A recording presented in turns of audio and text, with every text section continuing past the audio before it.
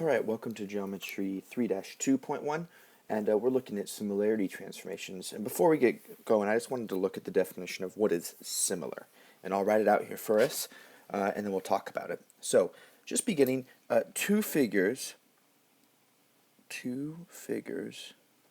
are similar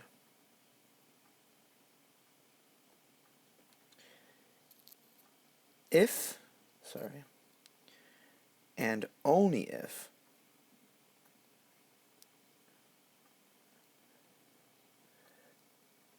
there is a similarity transformation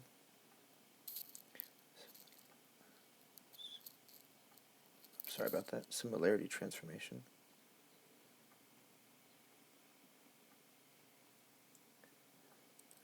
that maps one figure onto the other.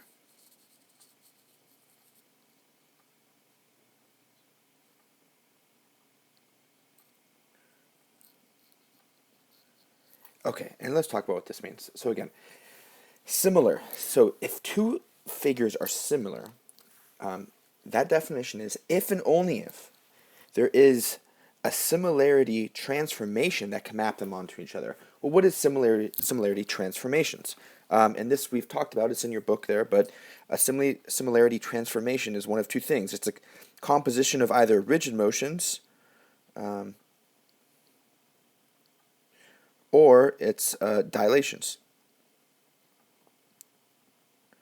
And what do these two have in common? What these two have in common is that they do both preserve angle measure. And in the next example, well, I'll just draw it down here actually. So again, two figures are similar. So I'm going to try to draw hypothetically here similar figures. I know it's not going to be perfect, but let's say these two figures here.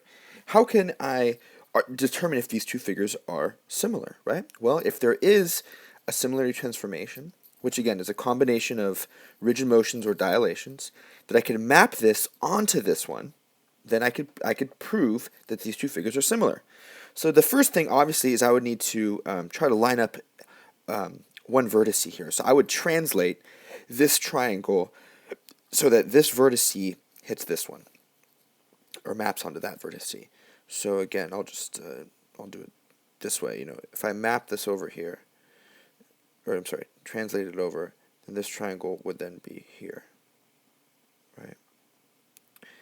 And then I would need to dilate. So I used a rigid motion, which include reflections, translations, and rotations, right?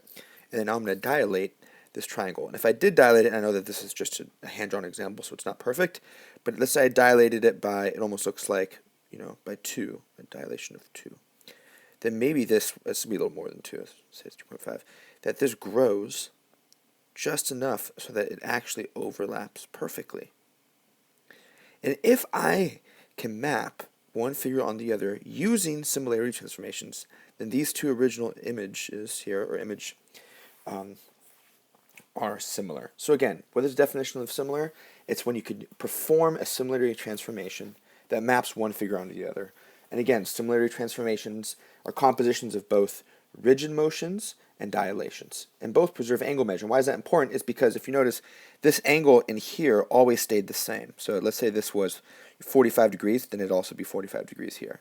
If this is 90 degrees, then it's also 90 degrees here. They preserve angle measure. All right, let's look at the example that the book gives us about how we could use this to crunch some math.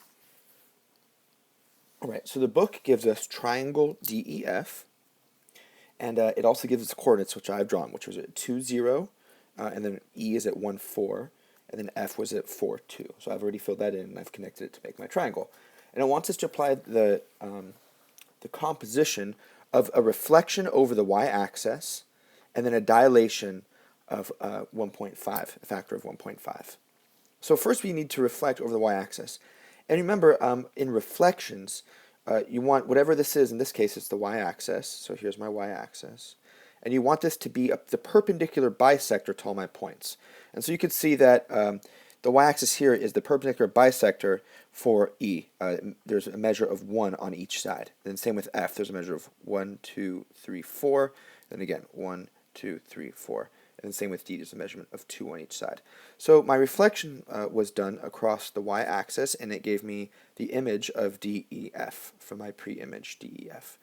And then from this point, we need to dilate by a scale factor of 1.5. And for here, I'll write this out. So again, first we need to mark what are all my 3 coordinates. So image D's coordinates is -2, 0. Image E's coordinates is -1, 4. And then image F's coordinates is -1, 2, 3, 4, 1, 2. -4, 2. Now remember from the last chapter, if we want to dilate by a scale factor of n, and we're given coordinates of, let's say, x, y, how we do that is we're going to multiply both our x and our y by our scale factor of 10. Of n, whatever that is. In this case, we need to multiply our -2 and our 0 by 1.5, our -1 and our 4 by 1.5, our -4, -2 by 1.5. Let me change the color here. So if I did that, what I would be given is my new coordinate would be -2 times 1.5 would be 3, 0. -1 times 1.5 would be -1.5. -4 times 1.5 would be 6. And for an image of f, -4 times 1.5 is again is -6. And then 2 times 1.5 is 3. So that's my new coordinates, and again, let's look at where these are graphed. So we have 3, 0. So 1, 2, 3, 0. There's my D. E is at -1.5, and then 6. So there's my E. And then F is going to be at -6, 3. So -1, 2, 3, 4, 5, 6. 1, 2, 3.